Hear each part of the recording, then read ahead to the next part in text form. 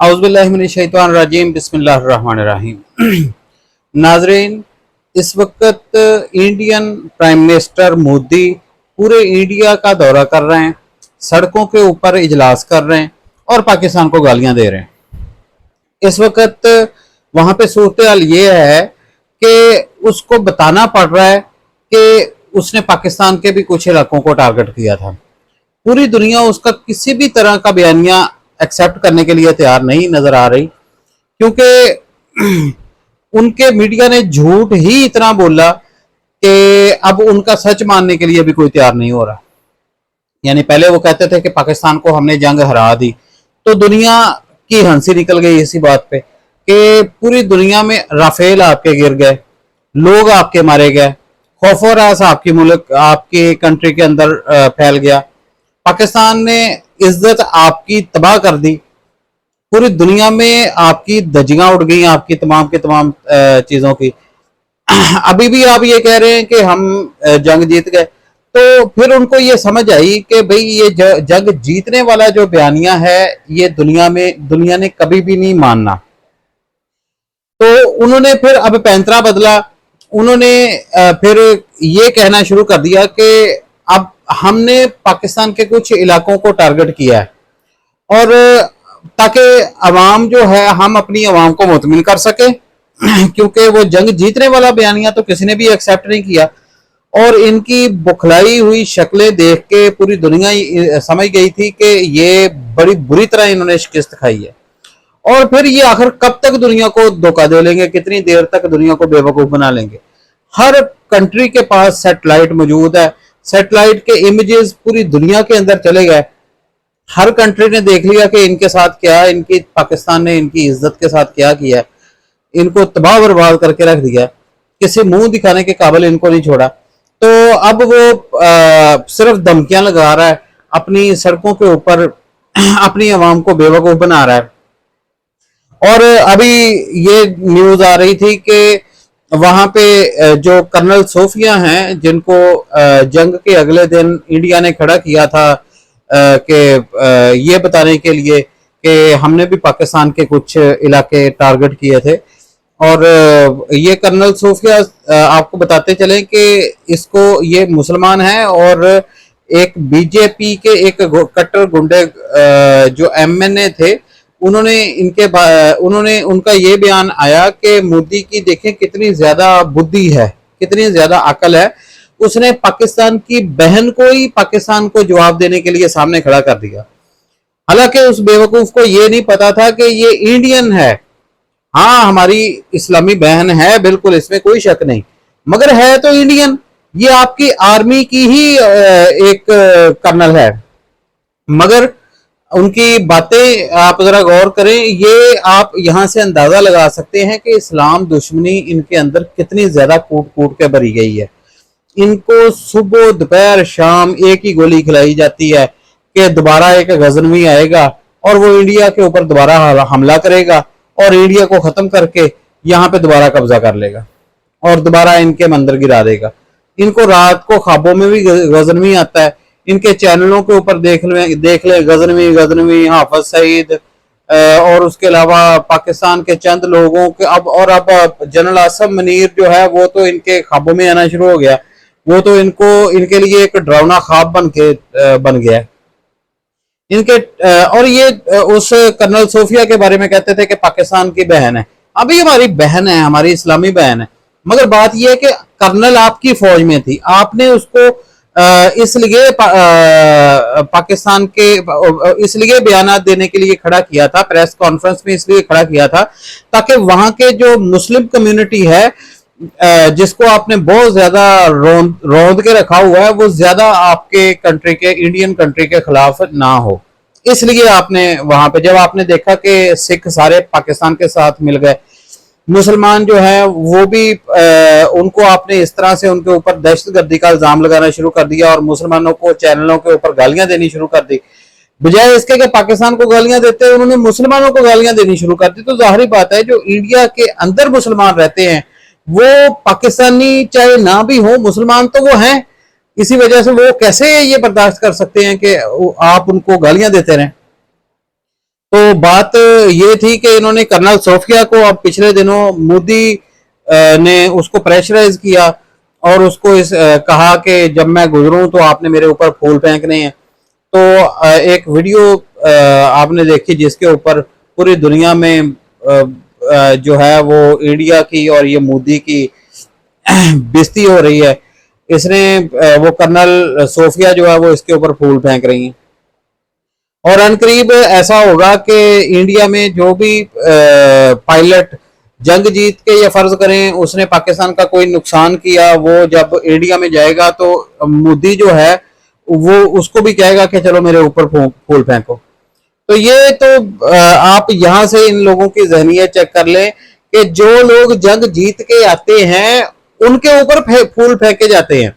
वजीर आजम उनके ऊपर फूल फेंकता है, मगर यहाँ मामला उल्ट है। यहाँ पे जो कर्नल सोफिया जो कि उस लड़ाई में शरीक थी, वो मोदी के ऊपर उल्टा फूल फेंक रही हैं। यानी इनकी अवाम में पता नहीं शायद अकल इनकी घुटनों में है या घास चरने चली गई है।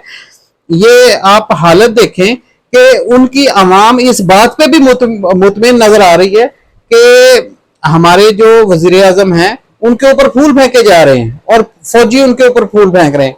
भाई जो लड़ने जाते हैं, जो फौजी लड़ने जाते हैं, उनके ऊपर फूल फेंके जाते हैं। पता नहीं शायद वो इतनी ज्यादा शिकस्त खा के आ गए पाकिस्तान से, जिस वजह से वो इस काबिल ही नहीं उनको समझा कि उनके ऊपर फूल फेंके जाएं। और ये मोदी ने फूल, वही फूल जो कि उनके ऊपर फेंकने थे, बाद में इसने अपने ऊपर ही फेंकवा लिए कि चलो ये फूल पड़े हैं, ये फिर अब मेरे ऊपर ही फेंक दें आप। तो अपनी अवाम को पता नहीं शायद कौन सी गोली दे के इन्होंने उनकी अकल को सुलाया हुआ है, उनके जमीर को वो जागता ही नहीं, इंडियंस का जमीर, कि भाई ये किस तरह का बेवकूफ इंसान है जो खुद अपने ऊपर ही फूल फेंकवाई जा रहा है। तो ये तो उनके मीडिया की हालत है। और नाजरीन, आप इस चैनल सबसे पहले मैं आपको रिक्वेस्ट करूंगा कि आप इस चैनल को लाजमी सब्सक्राइब करें, लाइक करें, कमेंट करें और आगे शेयर करें अगर आपको ये वीडियो पसंद आ रही है। और इस वक्त पूरे इंडिया के अंदर वो जलसे जुलूस कर रहा है, हजार हजार 2-2 हजार जो पुलिस ऑफिसर ही वहां पे इसके जलसों में मौजूद होते हैं। और एक जो खास चीज इसमें देखने में आई, कुछ औरतों को हायर किया गया है प्राइम मिनिस्टर, ये जो वजीर आजम मोदी की तरफ से, इंडियन वजीर आजम की तरफ से। और वो औरतें क्या करती हैं, वो घरों में जाके लोगों को और दूसरी औरतों को बकायदा ये ऑपरेशन सिंदूर के बारे में बताती हैं कि किस तरह इंडिया ने पाकिस्तान के इलाके के अंदर, पाकिस्तानी टेरिटरी के अंदर इंडिया ने तबाही की। तो अब ये आप अगर यहाँ पे गौर करें इस बारे में, तो पूरा उनका सोशल मीडिया, पूरा इंडिया का मेन स्ट्रीम मीडिया इस बारे में लगा हुआ है, लोगों को यही बताने में लगा हुआ है कि इंडिया जो है उसने जो ऑपरेशन सिंदूर लॉन्च किया था, उसने किस तरह से पाकिस्तान को हरा दिया, पाकिस्तान की तबाही की है, और किस तरह पाकिस्तान का लाहौर फतह कर लिया, कराची की, लाहौर की बंदरगाह के ऊपर कब्जा कर लिया और कराची जो है वो फतह कर लिया। तो ये जो है इस वक्त इंडिया के अंदर सूरत हाल चल रही है। और औरतों को बकायदा हायर किया जाता है ताकि वो अगली दूसरी औरतों को उस ऑपरेशन के बारे में बताएं। तो आखिर इसकी जरूरत क्यों महसूस हुई? क्यों इंडिया को अपने मेन स्ट्रीम जो चैनल हैं उनके जरिए जो फैलाई गई खबरें हैं उनके ऊपर यकीन नहीं? क्यों उनकी आवाम जो चैनल्स हैं इंडिया के वो देखना बंद कर गई है? आवाम को इतना ज्यादा उनके ऊपर एतमाद की कमी क्यों हो गई? आखिर वो पाकिस्तानी चैनलों को ही इतना ज्यादा क्यों सुनना शुरू कर दिया उन्होंने? पाकिस्तानी चैनल्स इंडिया के अंदर बैन कर दिए गए हैं, उसके बावजूद इंडिया के जो लोग हैं ऑथेंटिक खबर के लिए पाकिस्तानी चैनल देखते हैं, प्रॉक्सी वो जो वहां पे वीपीएन लगा के। अब इंडियंस पूरे जो इंडिया के अंदर उनके जो मेन स्ट्रीम चैनल हैं उनकी बिल्कुल रेटिंग गिर चुकी है, फ्लॉप हो चुकी है। और उनके खुद चैनल्स वाले अगर फर्ज करें उन्होंने कोई ऑथेंटिक न्यूज लेनी है तो वो पाकिस्तानी चैनल्स देखते हैं। पाकिस्तान के सिर्फ चैनल्स नहीं बल्कि जो बड़े बड़े यूट्यूब चैनल हैं उनको इंडिया के अंदर बहुत ज्यादा देखा जाता है। बल्कि कई ऐसे चैनल्स हैं उनकी व्यूअरशिप पाकिस्तान में कम और इंडिया के अंदर ज्यादा है, क्योंकि इंडिया की आवाम जो है उसे इंडिया के ऊपर ट्रस्ट ही नहीं है कि ये हमें सही बात बता भी रहे हैं या नहीं। वो उस वजह से इंडिया के चैनल नहीं देखते, वो सिर्फ पाकिस्तान के चैनल देखते हैं। और इसको आजकल इंडिया के अंदर एक बात बड़ी तेजी से की जा रही है कि देखें जी, मोदी ने इंडिया को बड़ी तेजी से तरक्की दी है और इस वक्त इंडिया जो है वो जापान से आगे निकलने जा रहा है। तो इंडिया एक बहुत बड़ा कंट्री है, यानी जापान तो एक बहुत छोटा सा कंट्री है, यानी जापान की आबादी बड़ी मुश्किल से 12.5 करोड़ है, इंडिया की 150 करोड़ के करीब यानी 1.5 अरब के करीब आबादी है। तो वो एक छोटा कंट्री है, वो अगर आपका मुकाबला उससे क्या है, आपने इतनी बड़ी तादाद में लोगों को पालना है और जापान एक छोटा सा कंट्री है। आप इसी बात पे खुशियां मना रहे हैं, वो जनाब पता नहीं कितने दिनों से इस बात पे वहां पे जश्न मनाया जा रहा है कि इंडिया ने इकोनॉमी में जापान को पीछे छोड़ दिया। हालांकि अभी ऑफिशियली ये अनाउंस नहीं हुआ, अभी आईएमएफ ने इसको अनाउंस नहीं किया, ये कहीं भी अभी ऐसी रिपोर्ट नहीं है कि इंडिया ने वाकई जापान को पीछे छोड़ दिया है जीडीपी में या नहीं, मगर ये अपने अंदर ही इंडिया जो है वो न्यूज फैला के इस बात पे जश्न मना रहा है, क्योंकि पाकिस्तान से जंग हारने के बाद उनको ये समझ नहीं आ रही थी कि गुड न्यूज कहां से हासिल की जाए। तो गुड न्यूज अब वो खुद जनरेट करके खुद उस पर खुश हो रहे हैं। तो मगर और दूसरी चीज ये कि सिर्फ जापान नहीं बल्कि उनके जो मैं उनके चैनल्स को देख रहा था, वहां पे जो उनके तज्जिया नगार थे वो बैठे, वो इस वक्त वो ये कह रहे थे कि हम अनकरीब चाइना को भी यानी इंडिया के ऊपर जो है वो कह रहे थे कि हम अनकरीब बस कुछ सालों के अंदर अंदर अमेरिका को भी इकोनॉमी में पीछे छोड़ देंगे। हालांकि ये क्या इनकी इकोनॉमी इस वक्त सिर्फ और सिर्फ $4 ट्रिलियन के करीब है और अमेरिका की इकोनॉमी $30 ट्रिलियन यानी 29 पॉइंट समथिंग ट्रिलियन डॉलर के करीब है अमेरिका की इकोनॉमी। तो इनका ये अभी से ही दावा है कि हम अमेरिका को इकोनॉमी में पीछे छोड़ देंगे। ये क्या पिद्दी और क्या पिद्दी का शोरबा। और भाई आप पहले जो अमेरिका और आपके दरमियान और जो इतने ज्यादा कंट्रीज हैं उनको तो पहले पीछे छोड़ लें। अभी आपसे जापान नहीं आपसे क्रॉस किया गया, अभी जापान के बाद जर्मनी आएगा जिसकी तकरीबन $6 ट्रिलियन जिसकी इकोनॉमी है, फिर उसके बाद चाइना आएगा जिसकी तकरीबन 19 ट्रिलियन इकोनॉमी है। आप अभी 4 पे खड़े हुए हैं, वो 19 ट्रिलियन और आपसे ज्यादा तेजी से वो ग्रो कर रहे हैं और आप अभी से जनाब हम ये सारे कंट्रीज को क्रॉस कर लेंगे। और फिर चाइना के बाद अमेरिका है जिसकी 29 पॉइंट समथिंग .21 उसकी ट्रिलियन, 29 ट्रिलियन डॉलर उनकी इकोनॉमी है। तो वो तो इस वक्त वहां पे खड़े हुए हैं और अमेरिका की बहुत ज्यादा इन्वेस्टमेंट इंडिया के अंदर है। ये इंडियंस जो है वो कह रहे हैं कि हम अमेरिका को शिकस्त दे देंगे ये जीडीपी और इकोनॉमी के मैदान में। अगर अमेरिका ने सिर्फ अपनी इन्वेस्टमेंट इंडिया के अंदर से निकाल ली तो इनके ये जो $4 ट्रिलियन इनकी इकोनॉमी इस वक्त मौजूद है ये भी नहीं रहेगी, ये भी आधे से कम हो जाएगी। इनको 10 साल लग गए $2 ट्रिलियन से $4 ट्रिलियन तक पहुंचने में, 10 नहीं बल्कि 15 साल लग गए। और अब इनका दावा है कि हम सिर्फ और सिर्फ चंद आगे 5-6 सालों में अमेरिका को क्रॉस कर जाएंगे।